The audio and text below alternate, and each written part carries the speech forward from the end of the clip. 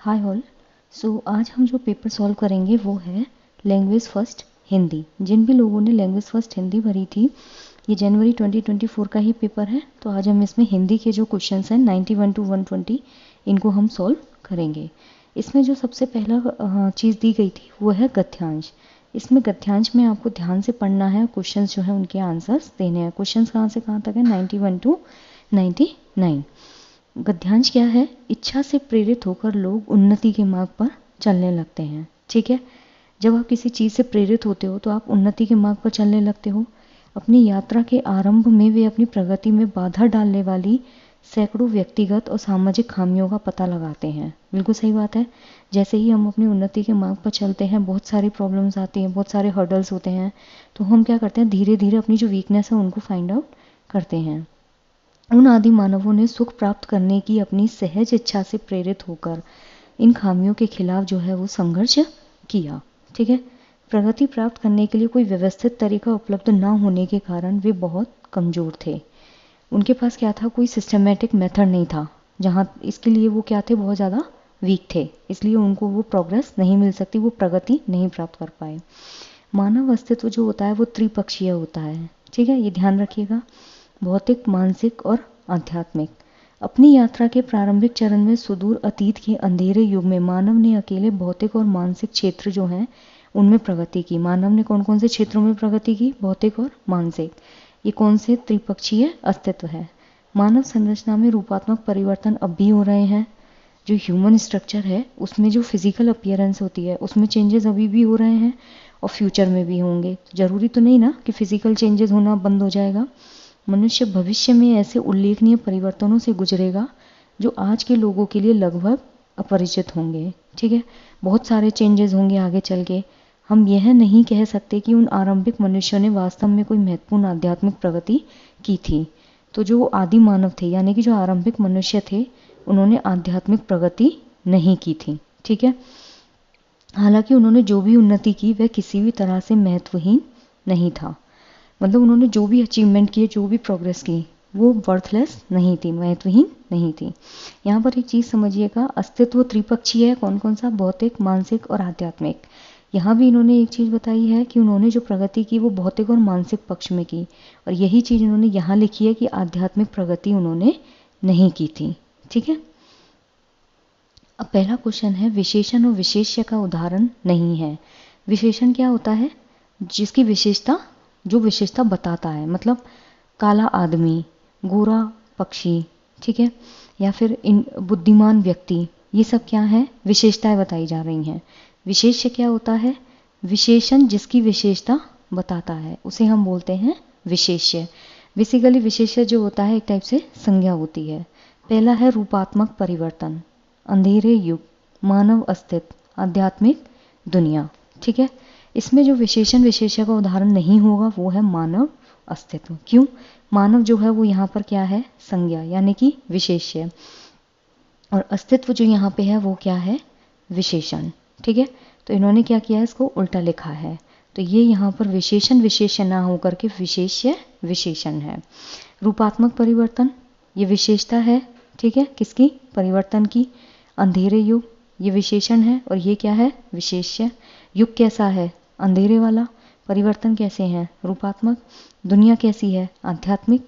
तो कैसा वर्ड लगाकर अगर आपको आंसर मिल जाए तो वो क्या होता है? विशेषण विशेष्य। नेक्स्ट, तो इसका करेक्ट आंसर जो होगा वो होगा ऑप्शन 3। नेक्स्ट क्वेश्चन है उन्नति प्राप्त करने के लिए आवश्यक है कि जो मनुष्य है वो क्या करे? अपनी खूबियों को जान ले, अपनी कमियों को जान ले, लक्ष्य की ओर जाए, संघर्षरत रहे और विद्रोह करे। इसका जो करेक्ट आंसर है वो होगा ऑप्शन नंबर 2। क्यों? खूबियों को जान लेने से आपको कभी प्रगति नहीं मिलेगी। आप अपने गोल की तरफ बढ़ते रहिए, ठीक है, संघर्षरत रहें और विद्रोह करें नहीं। विद्रोह करके आपको कभी भी सफलता हासिल नहीं हो सकती। अपनी कमियों को जानकर ही आप हमेशा आगे बढ़ सकते हैं। ठीक है, तो इसका जो करेक्ट आंसर होगा दैट इज ऑप्शन नंबर 2। आप अपने डेली लाइफ में भी देखिए, अगर आपको कोई चीज़ अचीव करनी होती है तो सबसे पहले हम अपनी वीकनेस पे काम करते हैं। ठीक है, तो इसके लिए उन्नति को प्राप्त करने के लिए क्या जरूरी है कि आप अपनी कमियों को जान लें। So the correct answer is option 2। Next move to the question number 93। गद्यांश के आधार पर कहा जा सकता है कि परिवर्तन महत्वपूर्ण नहीं होते, परिवर्तन मानव जीवन का सत्य है, परिवर्तन परिपक्वता को दर्शाते हैं, परिवर्तन तीव्र गति से होते हैं। ये बोल रहा है कि परिवर्तन महत्वपूर्ण नहीं होते, गलत है। चेंजेस जो भी होते हैं वो हमेशा इम्पॉर्टेंट होते हैं। ये इमेच्योरिटी दर्शाते हैं, नहीं, चेंजेस कभी भी आपको इमेच्योर प्रूव नहीं करते। परिवर्तन तीव्र गति से होता है, नहीं, आप कभी भी देखिए आपकी बॉडी में कोई चेंज हो रहा है, आपकी साइकोलॉजिकल कोई चेंज हो रहा है, कुछ भी चेंज होता है तो धीरे धीरे होते हैं। आप किसी भी चीज़ को सीखने की कोशिश करते हैं तो धीरे धीरे आपकी उस चीज़ को समझने की शक्ति में परिवर्तन होता है, तो एकदम फास्ट तो नहीं होता, स्लो होता है। सो the correct answer is option number 2 कि जो परिवर्तन होता है वो मानव जीवन का सत्य है। नेक्स्ट क्वेश्चन है, अध्यात्म में एक प्रत्यय लगाने पर शब्द बनेगा। एक बात याद रखिए, अगर किसी भी शब्द के पीछे हम एक प्रत्यय लगाते हैं तो उसमें जो छोटा अ होता है वो कन्वर्ट हो जाता है आ में, ठीक है। अब देखिए अध्यात्म में जब आप एक प्रत्यय जोड़ेंगे तो आध्यात्मिक नहीं, आध्यात्मिक नहीं, आध्यात्मिक करेक्ट है, आध्यात्मिक ये गलत है, ठीक है। तो 94 का जो करेक्ट आंसर होगा दैट इज ऑप्शन नंबर 3। कैसे करेंगे, जब आप अध्यात्म जो वर्ड है इसमें जैसे ही एक प्रत्यय को जोड़ेंगे तो अध्यात्म प्लस एक कन्वर्ट्स इनटू आध्यात्मिक, ठीक है। अ जो होता है एक प्रत्यय लगते ही आ में कन्वर्ट हो जाता है। नेक्स्ट क्वेश्चन है, मानव शब्द में किस प्रत्यय और उपसर्ग का प्रयोग जो है वो संभव है, ठीक है। मानव में अगर हम, मानव वर्ड है, ठीक है, अगर हम इसमें ईय प्रत्यय लगा दें तो क्या बन जाएगा, मानवीय, ठीक है। और अगर हम इसमें अप्रत्यय लगा दें तो क्या बन जाएगा, अमानवीय। क्लियर है, तो इसका जो करेक्ट आंसर होगा दैट इज ऑप्शन नंबर 1, ठीक है। और देख लीजिए ईय प्लस अन, मानव में अगर अन जोड़ेंगे तो क्या बनेगा, कुछ नहीं, ईय से तो मानवीय बन जाएगा। मानव में इत जोड़ेंगे कुछ नहीं बनेगा, अमानवीय। ईय प्लस सु मानवीय, ठीक है, सु लगाने से कुछ भी नहीं बनेगा। नेक्स्ट क्वेश्चन है, मानव के कौन कौन से 3 पक्ष हैं। अभी हमने पैसेज में देखा था मानव के 3 पक्ष कौन कौन से हैं, भौतिक, मानसिक, ये गलत है, सांसारिक नहीं है। आध्यात्मिक, त्रिपक्षीय, भौतिक, त्रिपक्षीय तो उन्होंने 3 पक्ष बताए हैं, सांसारिक, मानसिक, आध्यात्मिक नहीं, भौतिक, मानसिक और आध्यात्मिक। सो the correct answer is option number 4। अब हम नेक्स्ट क्वेश्चन की तरफ बढ़ेंगे। आदि मानव जो है उन्होंने किस क्षेत्र में तो प्रगति की लेकिन किस क्षेत्र में वो प्रगति नहीं कर सके, ठीक है। जो आदि मानव थे अभी हमने पढ़ा था उन्होंने भौतिक और मानसिक, ठीक है, इन 2 जो क्षेत्र थे उनमें तो प्रगति की थी लेकिन जो आध्यात्मिक क्षेत्र था उसमें वो प्रगति नहीं कर सके। सो the correct answer is option number 3, ठीक है। इसमें पहले आध्यात्मिक दिया हुआ है, गलत है। इसमें पहले भौतिक दिया हुआ है, सही है, लेकिन मानसिक गलत है। इसमें मानसिक पहले है, सही है, लेकिन भौतिक गलत है। नेक्स्ट क्वेश्चन है, उल्लेखनीय परिवर्तन से क्या तात्पर्य है। उल्लेखनीय परिवर्तन होता है कि जब आप कोई भी बहुत इंपॉर्टेंट चेंज करते हैं, ठीक है, जैसे आपने देखा होगा गवर्नमेंट के कोई लॉज आते हैं या रूल्स आते हैं तो उनमें हम बोलते हैं उल्लेखनीय परिवर्तन हुए हैं, ठीक है। बोर्ड अगर कुछ चेंज करता है तो भी हम बोलते हैं कि उल्लेखनीय परिवर्तन हुआ है। सो द करेक्ट आंसर इज महत्वपूर्ण परिवर्तन, ठीक है। नेक्स्ट क्वेश्चन है, प्रगति प्राप्त करने का व्यवस्थित तरीका किसके पास नहीं था। जो प्रगति है उसको प्राप्त करने का एक व्यवस्थित जो तरीका था यानी कि जो सिस्टमेटिक मेथड है वो किसके पास नहीं था। अभी हमने वैसे पैसेज में देखा था कि जो आदि मानव के पास, सभी मनुष्यों के पास, अज्ञानी मानव और आदि मानव। तो इसका जो करेक्ट आंसर होगा दैट इज ऑप्शन नंबर 4। जो आदि मानव थे उनके पास प्रगति प्राप्त करने का व्यवस्थित तरीका नहीं था। ये देखिए,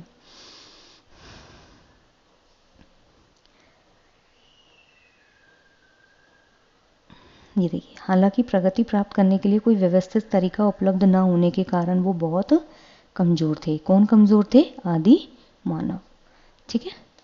अब हम नेक्स्ट क्वेश्चन की, अब दिया हुआ है कविता, ठीक है। ये कविता जो है इसकी पंक्तियों को पढ़कर उचित विकल्प का चयन करना है। क्वेश्चन कहाँ से कहाँ तक है, 100 to 105। क्या दिया है कविता में, कट गया है शीश पर, ये शीश है झुका नहीं, राही उसी का नाम है जो राह में रुका नहीं। एक दिन प्रकाश होता है कितना भी अंधकार हो, सत्य की विजय सदा असत्य की हार हो। सच्चाई साथ में रहे कैसा भी अपना अंत हो, सत्य की विजय सदा असत्य की हार हो। अब इसमें जो पहला क्वेश्चन दिया है कि कविता में सबसे ज़्यादा जो बल है वो किस पर दिया है, प्रकाश पर, अंधकार पर, सत्य पर, राह पर। अब अगर हम प्रैक्टिकली देखें तो वैसे तो प्रकाश पे दिया है नहीं, लेकिन कविता का जब आप अर्थ निकालेंगे तो इसमें जो सबसे ज़्यादा बल दिया है वो दिया है सत्य पर। ठीक है, ये देखिए, सत्य की विजय सदा असत्य की हार हो। तो इसका जो करेक्ट आंसर होगा that is option number 3। Next question है क्वेश्चन नंबर 101। जो अंधकार है वो किस चीज़ का प्रतीक नहीं है? अंधकार बुराई का प्रतीक होता है, अंधकार निराशा का प्रतीक होता है, अंधकार चुनौतियों का प्रतीक होता है, लेकिन अंधकार समाधान का प्रतीक कभी भी नहीं होता। जब अंधकार होता है जीवन में तो हम क्या, बहुत सारे हर्डल्स आते हैं, बहुत सारी चुनौतियों से हम लड़ते हैं। तो इसका जो करेक्ट आंसर होगा that is option number 4। Next question है कविता के अनुसार राही की विशेषता क्या है? हर तरह से काम निकालना? नहीं। हर तरह के मार्ग पर चलते रहना? नहीं। ये तो नहीं ना आप गलत मार्ग पर भी चलने लग जाएंगे। हर परिस्थिति में विजयी रहना? नहीं। आप हर कंडीशन में नहीं जीत सकते, इवन आप हर बैटल भी नहीं जीत सकते। हर परिस्थिति में कार्यरत रहना, ये बिल्कुल सही है कि आपको हर कंडीशन में अपना काम करते रहना चाहिए। सो the correct answer is option number 4। कविता के अनुसार किसी भी स्थिति में सिर नहीं कटना चाहिए, अंधकार नहीं होना चाहिए, स्वाभिमान बने रहना चाहिए, दुखी नहीं होना चाहिए। जब आप इस कविता को ढंग से पढ़ेंगे तो इसमें ऐसी कोई भी बात नहीं कही है। अंधकार नहीं होना चाहिए, हर किसी व्यक्ति की लाइफ में अंधकार आता है। दुखी नहीं होना चाहिए, ये नॉर्मल पार्ट है।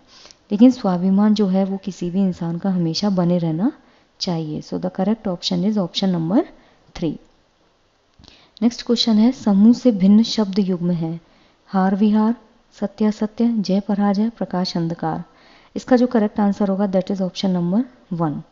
सत्य का अपोजिट क्या होता है? असत्य। जय का विलोम क्या होता है? पराजय। प्रकाश का क्या होता है? अंधकार।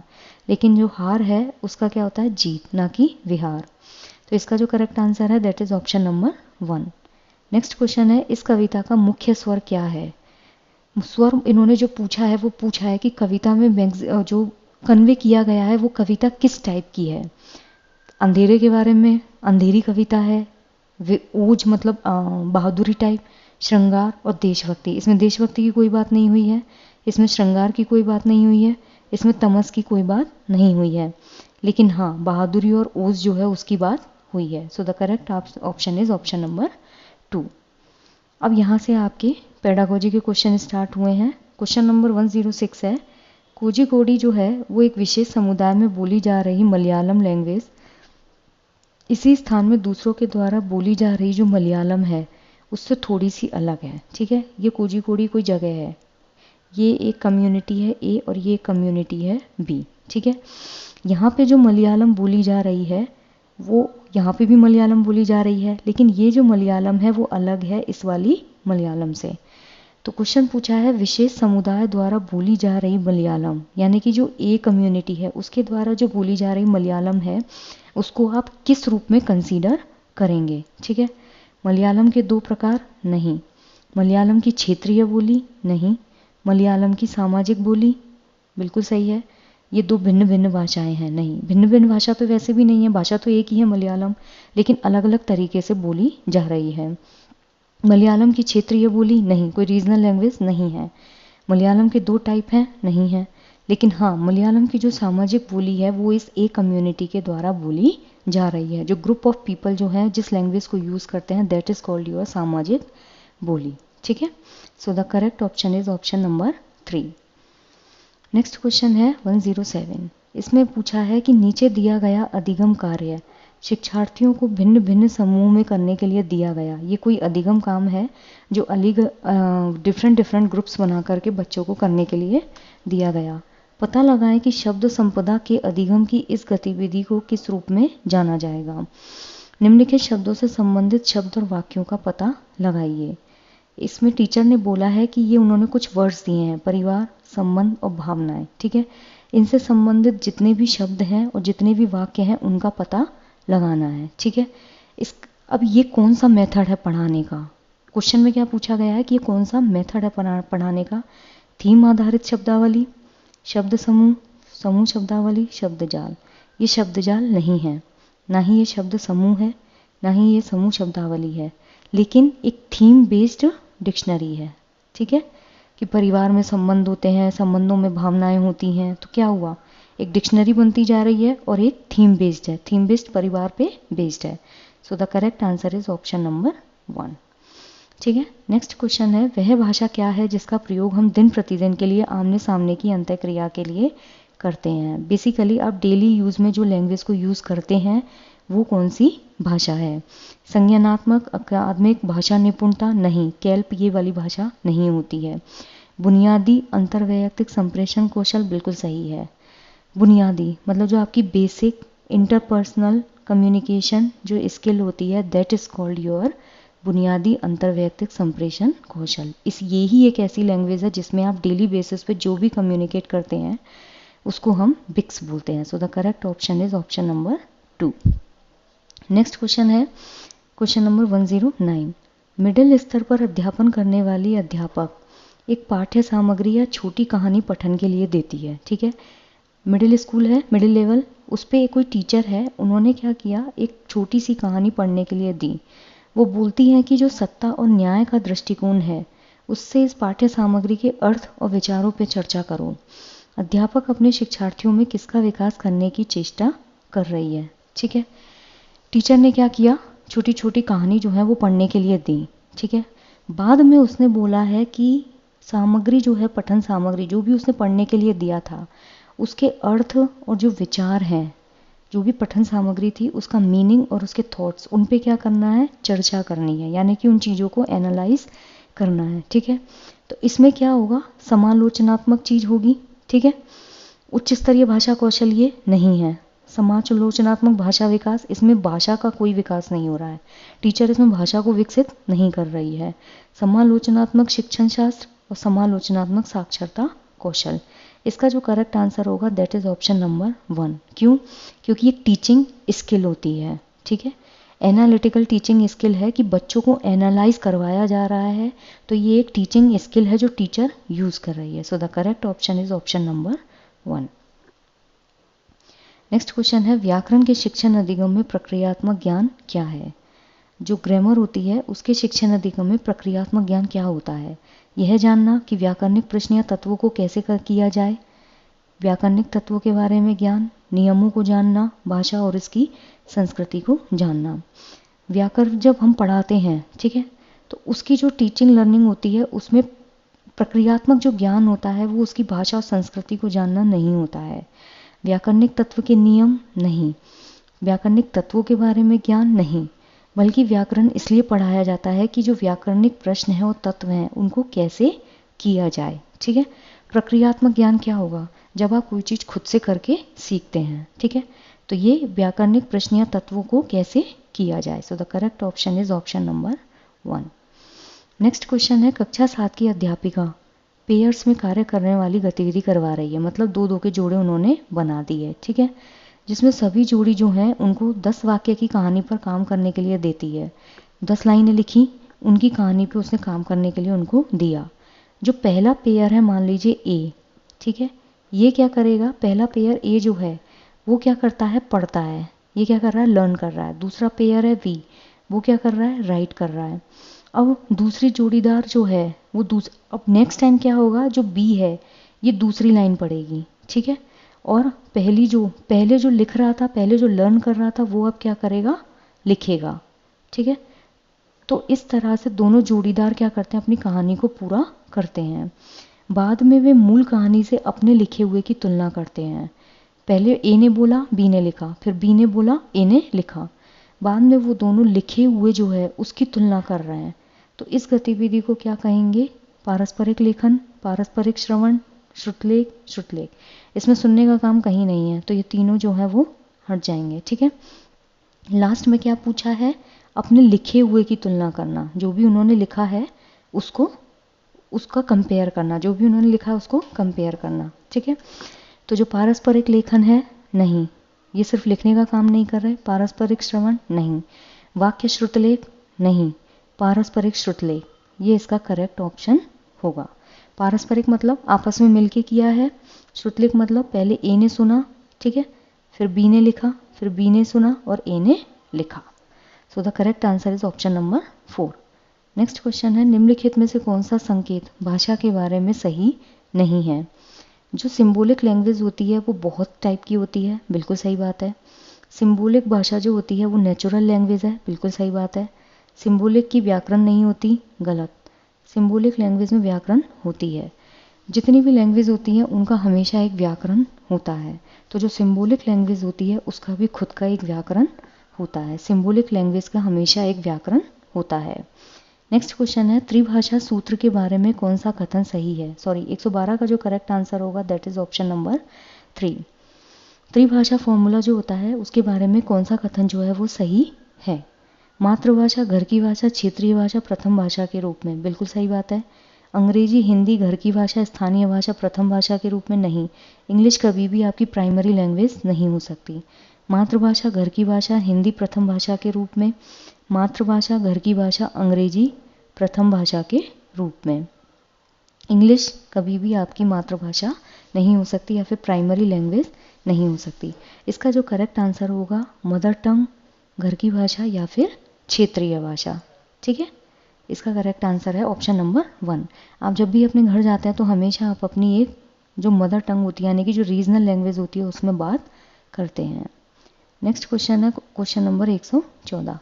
जो उपचारात्मक शिक्षण होता है वो किसके लिए होता है? जो रेमेडियल टीचिंग होती है ना, ये स्टूडेंट और टीचर दोनों के लिए होती है। ये स्टूडेंट्स के लिए भी होती है और ये टीचर्स के लिए भी होती है। उन शिक्षार्थियों के लिए जिन्हें भाषा अधिगम के कुछ आयामों पर ध्यान देने की आवश्यकता है, नहीं, ये सिर्फ और सिर्फ स्टूडेंट्स के लिए नहीं होती। उन अध्यापकों के लिए नहीं, इसमें भी सिर्फ अध्यापक है तो ये भी नहीं होगा। उन शिक्षार्थी और अध्यापक, इसमें देखिए दोनों दिया हुआ है, इसमें भी दोनों दिया हुआ है। इसमें दिया है शिक्षार्थी और अध्यापक के लिए जिन्हें अपने शिक्षण अधिगम युक्तियों को समझने, बदलने और सुधार की ज़रूरत है, ये बिल्कुल सही है। और इसमें है अधिक अंक लाना चाहते हैं, नहीं, आप अधिक अंक लाने के लिए उपचारात्मक शिक्षण नहीं करते हैं, बल्कि जो कमी आपको पता चल गई है, जब हम डायग्नोसिस कर लेते हैं यानी कि जब हम निदानात्मक शिक्षण कर लेते हैं उसके बाद ही हम उपचारात्मक शिक्षण सॉरी करते हैं। सो the correct answer is option number 3। Next question है क्वेश्चन नंबर 115। शिक्षण की वह विधि जिसमें अध्यापक और 4 विद्यार्थी विभिन्न भूमिकाओं के साथ एक सहयोगात्मक अधिगम समूह का गठन करते हैं। पाठ्य वस्तु की विषय वस्तु पर संवाद किया जाता है, समीपस्थ विकास का क्षेत्र सृजित होता है और परिणामतः पठन बोध में सुधार होता है। इस विधि को क्या कहेंगे? इसमें बोला है कि टीचर है, एक तो क्या है, टीचर है, और एक ग्रुप है कितने बच्चों का? 4 बच्चों का, ठीक है। ये क्या कर रहे हैं, रोल मॉडल जो है उस मेथड से ये आपस में पढ़ाई कर रहे हैं। अपना रोल जो है उसको बार बार ये लोग चेंज कर रहे हैं, ठीक है। लेकिन ये एक दूसरे को सपोर्ट कर करके आगे बढ़ रहे हैं। यहाँ क्या है, सहयोगात्मक अधिगम, ठीक है। मतलब टीचिंग मेथड एक ऐसा मेथड है, यहाँ पर एक ऐसा टीचिंग मेथड फॉलो हो रहा है जिसमें टीचर और 4 स्टूडेंट्स अलग अलग भूमिकाएं जो हैं उनके साथ एक सहयोगात्मक अधिगम का गठन करते हैं, ठीक है। विषय वस्तु जो है सब्जेक्ट, उस पर ये एक दूसरे से आपस में कम्युनिकेट कर रहे हैं। इससे क्या हो रहा है, समीपस्थ विकास जो है उसका क्षेत्र सृजित होता है और जो पठन बोध है उसमें क्या होता है, सुधार होता है। इस विधि को क्या कहेंगे, ठीक है। इसका जो करेक्ट आंसर होगा दैट इज पारस्परिक शिक्षण। सो the correct option is option number 2। Next question है 116। एक भाषा अध्यापक अंग्रेजी में कहानी सुनाती है, ठीक है। कोई भी एक लैंग्वेज टीचर है जिसने इंग्लिश में कहानी सुनाई, वो स्टूडेंट से कहती है कि उन्हें जो भी भाषा आती है उस भाषा में यह कहानी समूह में सुनाए। पहले क्या उसने बोला कि जो लैंग्वेज आपको आती है उसमें पहले ये कहानी ग्रुप में सुनाओ। फिर जो क्लास में नॉर्मल लैंग्वेज बोली जाती है, जैसे मान लो किसी क्लास में इंग्लिश बोली जाती है, किसी क्लास में हिंदी बोली जाती है, किसी में पंजाबी बोली जाती है, तो उस लैंग्वेज में इस कहानी को सुनाना है। तो शिक्षण शास्त्र युक्ति को किस रूप में जाना जाता है, मतलब यहाँ पे उसने कौन सा टीचिंग मेथड है जो यूज़ किया है? ट्रांसलैंग्वेजिंग, बहुभाषिक, बहुभाषा शिक्षण, भाषा अर्जन। भाषा अर्जन ये नहीं है, बहुभाषिक नहीं है, बहुभाषा शिक्षण नहीं है, लेकिन ट्रांसलैंग्वेजिंग जो है उसको इसने यहाँ पर यूज़ किया है, ठीक है। ट्रांसलैंग्वेजिंग क्या होती है, एक लैंग्वेज से जब आप दूसरी लैंग्वेज में स्विच करते हो, that is called your translanguaging. So the correct option is option number 1। Next question है 117। एक शिक्षार्थी किसी विशिष्ट जानकारी प्राप्त करने के लिए समाचार पत्र से समाचार पढ़ती है। कोई स्टूडेंट है जो स्पेसिफिक नॉलेज के लिए न्यूज़पेपर से वो क्या कर रहा है, न्यूज़ पढ़ती है। इस पठन को क्या कहेंगे? समालोचनात्मक चिंतन? नहीं। बारीकी से पठन, सरसरी तौर पर पठन और अध्ययन कौशल। ठीक है, इसका जो करेक्ट आंसर होगा that is your option number 3। जो अध्ययन कौशल होता है वो तो लर्निंग स्किल होती है, ठीक है, टीचिंग स्किल्स। और जो सरसरी तौर पर पठन होता है इसे हम बोलते हैं द्रुत पठन। ये बहुत तीव्र गति से होता है और जनरली इसे हम मजाकिया तौर पर पढ़ते हैं, यानी कि अपने फन के लिए पढ़ते हैं। लेकिन जब कोई स्पेसिफिक नॉलेज के लिए आप बहुत डीप तरीके से पढ़ते हैं तो उसे हम बोलते हैं बारीकी से पठन। सो the correct option is option number 3। Next question है, अंतर्भाषिक पहचान क्या है? शिक्षार्थी के निर्णय कुछ तो सहजात भाषा में और कुछ लक्ष्य भाषा में समान होते हैं। शिक्षार्थी के निर्णय सहजात भाषा में कुछ और लक्ष्य भाषा में कुछ असमान होते हैं। शिक्षार्थी का यह निर्णय कि सहजात भाषा का ज्ञान द्वितीय भाषा के अधिगम में अवरोध पैदा करता है। शिक्षार्थी की यह समझ कि विभिन्न भाषाओं का अधिगम विभिन्न योग्यताओं का आधार या समाश्वासन है। पहले तो ये समझिए कि सहजात भाषा क्या होती है। जो सहजात भाषा होती है that is your primary language, ठीक है, जो आपकी मदर टंग होती है उसे ही हम बोलते हैं सहजात भाषा।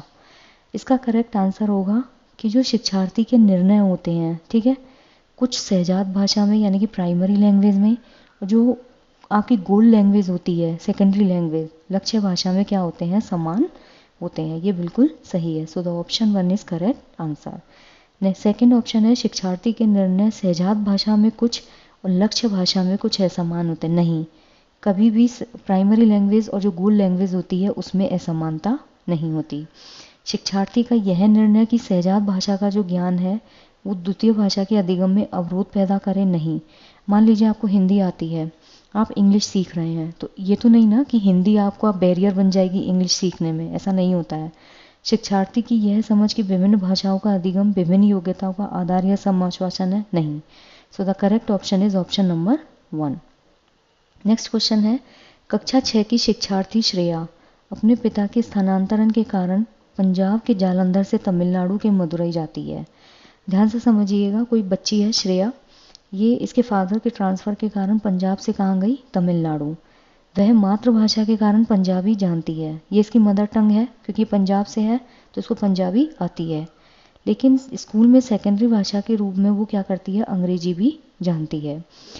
उसने अपने पड़ोसियों की मदद से तमिल बोलना और पढ़ना सीख लिया है। उसके द्वारा जानी गई भाषाओं के संदर्भ में कौन सा कथन सही है? ठीक है, देखिए, एक होता है लैंग्वेज एक्विजिशन यानी कि भाषा अर्जन, ठीक है।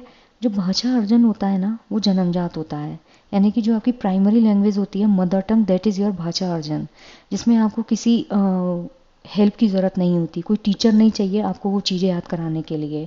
हम बचपन से हिंदी बोलते आ रहे हैं तो हम अपने घर परिवार से हिंदी बोलना सीख गए।